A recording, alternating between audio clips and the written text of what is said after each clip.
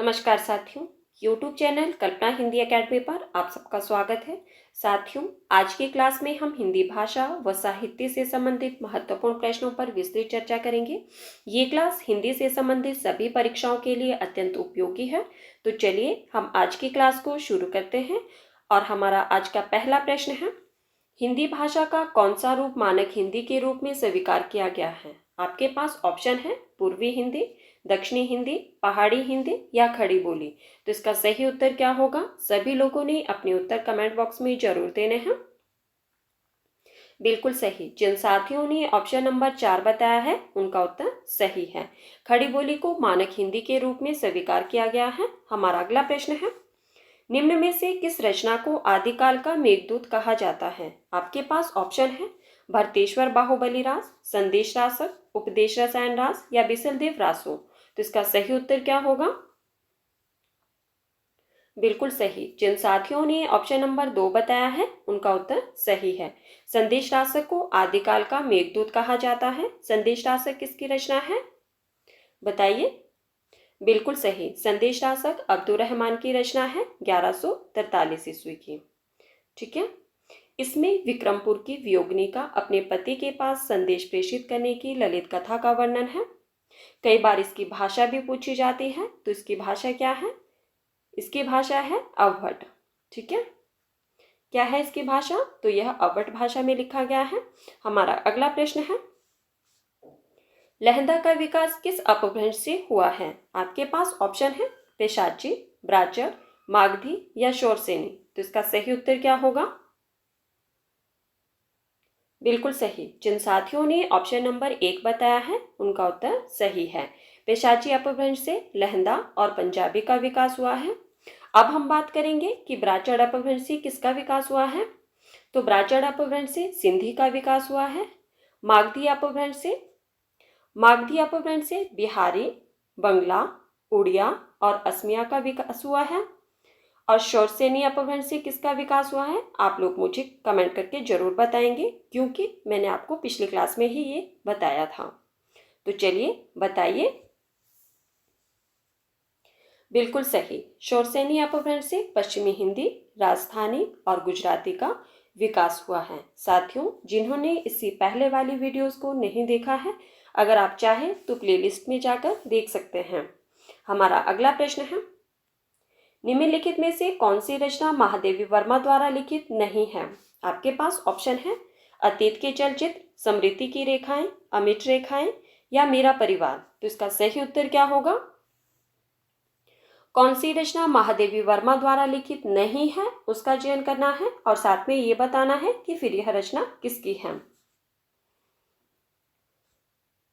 बिल्कुल सही। जिन साथियों ने ऑप्शन नंबर 3 बताया है उनका उत्तर सही है। अमिट रेखाएं महादेवी वर्मा द्वारा लिखित नहीं है। किसकी रचना है ये? सत्यवती मलिक की। ठीक है। अमिट रेखाएं सत्यवती मलिक की रचना है 1951 ईस्वी की। अब हम बात करते हैं कि अतीत के चलचित्र, जो कि महादेवी वर्मा की रचना है, इसका रचना काल क्या है? तो 1941 ईस्वी की रचना है ये। स्मृति की रेखाएं 1943 ईस्वी की रचना है। मेरा परिवार 1972 ईस्वी की रचना है महादेवी वर्मा की। ठीक है। हमारा अगला प्रश्न है, रचना काल की दृष्टि से सही क्रम बताइए। ठीक है। काल की दृष्टि से सही क्रम बताना है आपको। आपके पास रचनाएं दी गई है, भक्तमाल, कविमाला, 84 वैष्णव की वार्ता, सुंदरी तिलक। तो चलिए बताइए इसका सही उत्तर क्या होगा और साथ में इनके रचनाकारों के नाम भी बताने हैं आपको।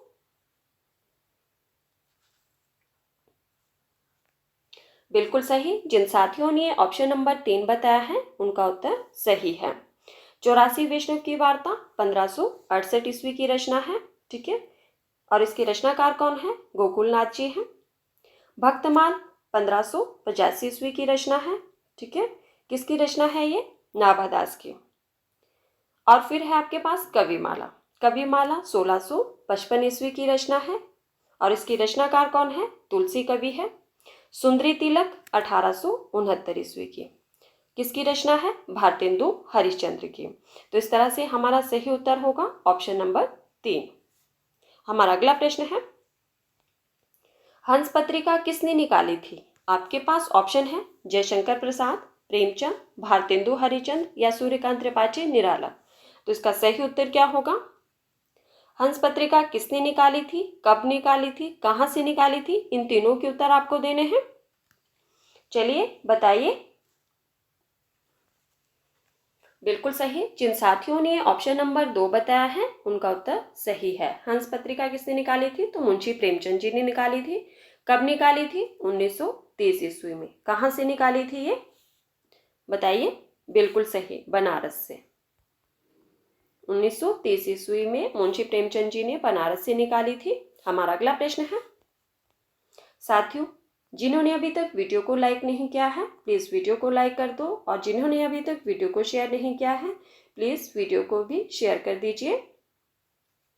हमारा अगला प्रश्न है, रानी नागमती की कहानी किसकी रचना है? आपके पास ऑप्शन है शरदाराम फुलोरी, भारतेंदु हरिचंद्र, इंशा अल्लाह खां या हरिशंकर प्रसाद। तो इसका सही उत्तर क्या होगा? रानी नागमती की कहानी किसकी रचना है, किस विधा की रचना है? हो सकता है अगली बार आपसे प्रश्न में ये पूछा जाए कि रानी नागमती की कहानी किस विधा की रचना है, तो आपको पता होना चाहिए। बताइए इसका सही उत्तर क्या होगा? बिल्कुल सही। जिन साथियों ने ऑप्शन नंबर 4 बताया है उनका उत्तर सही है। रानी नागमती की कहानी हरिशंकर प्रसाद जी की रचना है। किस विधा की रचना है ये बताइए, इसकी विधा भी बता दीजिए। बिल्कुल सही, तो यह उपन्यास विधा की रचना है। हमारा अगला प्रश्न है, ये आपके पास पंक्ति दी गई है, ले चल मुझे बुलावा देकर मेरे नाविक धीरे धीरे। आप ये जानते हैं कि यह पंक्ति जो है वो प्रसाद जी की है, लेकिन आपको बताना है कि यह पंक्ति जो है प्रसाद जी के किस काव्य से ली गई है। आपके पास ऑप्शन है आंसू, लहर, कामायनी या झरना। तो इसका सही उत्तर क्या होगा बताइए। ये पंक्ति जो है वो किस काव्य से ली गई है, इसका चयन करना है आपको। बिल्कुल सही। जिन साथियों ने ऑप्शन नंबर 2 बताया है उनका उत्तर सही है। यह पंक्तियां जो है वो लहर काव्य से ली गई है, ठीक है। और लहर का रचनाकाल क्या है? 1933 ईस्वी की रचना है जयशंकर प्रसाद जी की। आंसू, ये भी जयशंकर प्रसाद जी की रचना है 1925 ईस्वी की। कामायनी 1935 ईस्वी की। और झरना 1918 ईस्वी की रचना है। ये चारों रचनाएं जो है वो जयशंकर प्रसाद जी की है। और यह पंक्ति जो है वो लहर काव्य से ली गई है, ले चल मुझे भुलावा देकर मेरे नाविक धीरे धीरे। हमारा अगला प्रश्न है, साखी शब्द का अर्थ क्या है? आपके पास ऑप्शन है सखी, साक्षी, सक्षी या सखी। तो इसका सही उत्तर क्या होगा? साखी शब्द का अर्थ बताना है आपको। बिल्कुल सही। जिन साथियों ने ऑप्शन नंबर 2 बताया है उनका उत्तर सही है। साखी शब्द का अर्थ क्या होगा? साक्षी। हमारा अगला प्रश्न है, ये आपके पास कथन दिया गया है, मौन भी अभिव्यंजना है, जितना तुम्हारा सच है उतना ही कहो। यह कथन किसका है? आपके पास ऑप्शन है रामचंद्र शुक्ल, भारतेंदु हरिचंद, डॉक्टर नगेंद्र या अज्ञे। तो इसका सही उत्तर क्या होगा? कथन एक बार मैं फिर से पढ़ देती हूँ। कथन है आपके पास, मौन भी अभिव्यंजना है, जितना तुम्हारा सच है उतना ही कहो। बताइए इसका सही उत्तर क्या होगा? बिल्कुल सही। जिन साथियों ने ऑप्शन नंबर 4 बताया है उनका उत्तर सही है। यह कथन जो है वो अज्ञे जी का है, मौन भी अभिव्यंजना है, जितना तुम्हारा सच है उतना ही कहो। हमारा अगला प्रश्न है, महादेवी वर्मा को कहा जाता है। आपको बताना है कि निम्न में से महादेवी वर्मा को क्या कहा जाता है। ऑप्शन में है आपको आधुनिक मीरा, छायावादी कवित्री, वेदना की कवित्री या उपयुक्त सभी। तो इसका सही उत्तर क्या होगा? बिल्कुल सही। जिन साथियों ने ऑप्शन नंबर 4 बताया है उनका उत्तर सही है। महादेवी वर्मा को आधुनिक मीरा भी कहा जाता है, छायावादी कवित्री भी कहा जाता है और वेदना की कवित्री भी कहा जाता है। हमारा अगला प्रश्न है, लहर में लंबी कविताएं कितनी हैं? आपके पास ऑप्शन है 3, 4, 7 या 8। तो इसका सही उत्तर क्या होगा? लहर, जो कि अभी हमने पढ़ा था कि जयशंकर प्रसाद जी की रचना है 1933 ईस्वी की। आपको बताना है कि इसमें कितनी कविताएं संकलित हैं। बिल्कुल सही। जिन साथियों ने ऑप्शन नंबर 2 बताया है उनका उत्तर सही है। लहर में 4 लंबी कविताएं संकलित हैं। अब उन चारों लंबी कविताओं के नाम भी बता दीजिए, कौन कौन सी कविताएं सम्मिलित है इसमें, बताइए, शाबाश।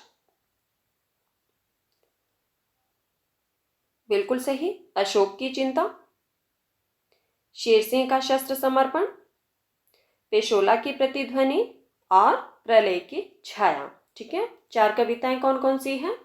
अशोक की चिंता, शेरसिंह का शस्त्र समर्पण, पेशोला की प्रतिध्वनि और प्रलय की छाया। ये चारों कविताएं जो है ये लहर में संकलित हैं।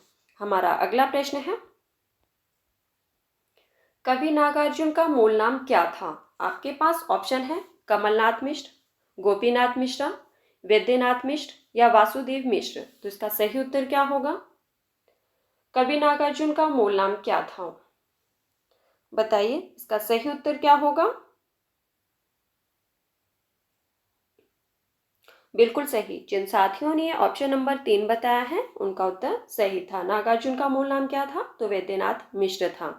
हमारा अगला प्रश्न है, रामचंद्रिका का रचना काल है। आपके पास ऑप्शन है 1503 ईस्वी, 1601 ईस्वी, 1755 ईस्वी या 1612 ईस्वी। तो इसका सही उत्तर क्या होगा? रामचंद्रिका का रचना काल बताना है। उससे पहले आप मुझे ये बता दीजिए कि रामचंद्रिका किसकी रचना है। बिल्कुल सही। जिन साथियों ने ऑप्शन नंबर 2 बताया है उनका उत्तर सही है। रामचंद्रिका जो कि केशव दास जी की रचना है, इसका रचना काल है 1601 ईस्वी। आज का आप लोगों के लिए प्रश्न है कि रामचंद्रिका को छंदों का अजायब घर किसने कहा है। ठीक है, प्रश्न क्या है आपके लिए? रामचंद्रिका को छंदों का अजायब घर किसने कहा है? हमारा अगला प्रश्न है, आचार्य रामचंद्र शुक्ल ने रीतिकाल का अंतिम कवि किसे माना है? आपके पास ऑप्शन है द्विजदेव, भिखारीदास, सेनापति या गवाल कवि। तो इसका सही उत्तर क्या होगा? आचार्य रामचंद्र शुक्ल ने रीतिकाल का अंतिम कवि किसे माना है, उसका चयन करना है आपको। बताइए, इसका सही उत्तर क्या होगा? साथियों, जिन्होंने अभी तक वीडियो को शेयर नहीं किया है प्लीज़ वीडियो को शेयर कर दीजिए, और जिन्होंने अभी तक वीडियो को लाइक नहीं किया है प्लीज़ वीडियो को लाइक भी कर दीजिए। बताइए, इसका सही उत्तर क्या होगा? बिल्कुल सही। जिन साथियों ने ऑप्शन नंबर 4 बताया है उनका उत्तर सही है। रामचंद्र शुक्ल ने रीतिकाल का अंतिम कवि गवाल कवि को कहा है। ठीक है, गवाल कवि को माना है। गवाल कवि की प्रसिद्ध रचना है, 2 प्रसिद्ध रचनाएं हैं जो बार बार परीक्षा में पूछी जाती है। वो 2 प्रसिद्ध रचनाएं कौन कौन सी हैं? एक है आपकी साहित्यानंद और दूसरी है आपकी यमुना लहरी। ठीक है, ये दोनों रचनाएं जो है बार बार परीक्षा में पूछी जाती हैं, साहित्यानंद और यमुना लहरी। ध्यान रखना है आपको इस बात का। हमारा अगला प्रश्न है, कौन सी रचना रामधारी सिंह दिनकर की नहीं है? आपके पास ऑप्शन है रेणुका, दिल्ली, नए पत्ते, नीम के पत्ते। तो इसका सही उत्तर क्या होगा? कौन सी रचना रामधारी सिंह दिनकर की नहीं है उसका चयन करना है, और साथ में ये बताना है कि अगर यह रचना रामधारी सिंह दिनकर की नहीं है तो किसकी है। चलिए बताइए, इसका सही उत्तर क्या होगा? बिल्कुल सही। जिन साथियों ने ऑप्शन नंबर 3 बताया है उनका उत्तर सही है। नए पत्ते रामधारी सिंह दिनकर की रचना नहीं है। किसकी रचना है ये? निराला जी की रचना है 1946 ईस्वी की। ठीक है, नए पत्ते निराला जी की रचना है 1946 ईस्वी की। हमारा अगला प्रश्न है, सृजन के सेतु संस्मरण के रचनाकार कौन है? आपके पास ऑप्शन है विष्णु प्रभाकर, निर्मल वर्मा, रामवृक्ष बेनीपुरी या पदम सिंह शर्मा। तो इसका सही उत्तर क्या होगा? सबसे पहले आपने जान लिया है कि जो सृजन की सेतु रचना है यह संस्मरण विधा की रचना है। ठीक है, अब आपको बताना है कि इसके रचनाकार कौन है। बताइए, इसका सही उत्तर क्या होगा? बिल्कुल सही। जिन साथियों ने ऑप्शन नंबर 1 बताया है उनका उत्तर सही है। सृजन के सेतु विष्णु प्रभाकर जी की रचना है। हमारा अगला प्रश्न है, निम्न में से रामदास मिश्र की रचना है। आपके पास ऑप्शन है, मैंने मांडू नहीं देखा, आपके पास ऑप्शन है, मैंने मांडू नहीं देखा, अपनी खबर, जहां मैं खड़ा हूं, या वसंत से पतझड़ तक। तो इसका सही उत्तर क्या होगा? कौन सी रचना रामदास मिश्र की है उसका चयन करना है आपको। बिल्कुल सही। जिन साथियों ने ऑप्शन नंबर 3 बताया है उनका उत्तर सही है। जहां मैं खड़ा हूं रामदास मिश्र की रचना है 1984 ईस्वी की। ठीक है, अब हम बात करेंगे कि मैंने मांडू नहीं देखा किसकी रचना है ये, बताइए।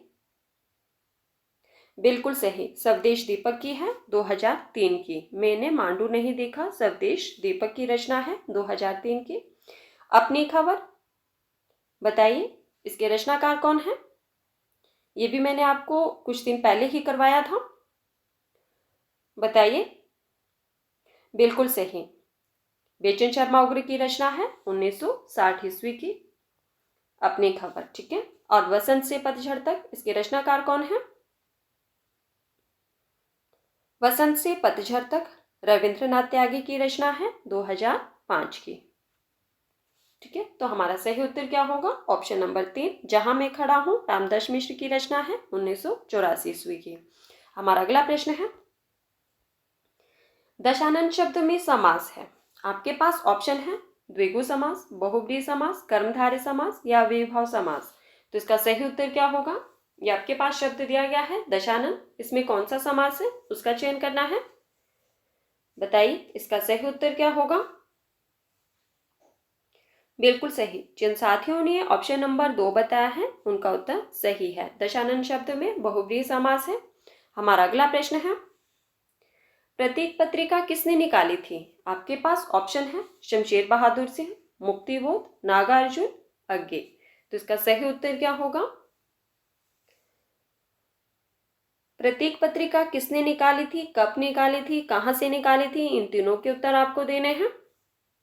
चलिए बताइए इसका सही उत्तर क्या होगा। साथियों, जो पहली बार चैनल पर आए हैं प्लीज चैनल को सब्सक्राइब कर देना, बेल आइकन को प्रेस कर देना ताकि आने वाली हर नोटिफिकेशन सबसे पहले आप तक पहुंचे। बिल्कुल सही, जिन साथियों ने ऑप्शन नंबर 4 बताया है उनका उत्तर सही है। प्रतीक पत्रिका अज्ञे जी ने निकाली थी। कब निकाली थी? 1947 ईस्वी में। कहाँ से निकाली थी? इलाहाबाद से निकाली थी। ठीक है, कहाँ से निकाली थी? इलाहाबाद से निकाली थी। कब निकाली थी? 1947 ईस्वी में। तो साथियों, ये थे आज के हमारे कुछ महत्वपूर्ण प्रश्न जिन पर हमने चर्चा की। अगर आपको वीडियो पसंद आए तो प्लीज़ वीडियो को लाइक कर देना और वीडियो को ज़्यादा से ज़्यादा शेयर भी कर देना। ठीक है, और मुझे कमेंट करके ज़रूर बताना कि आज की क्लास आपको कैसे लगी। धन्यवाद, मिलते हैं अगली क्लास में।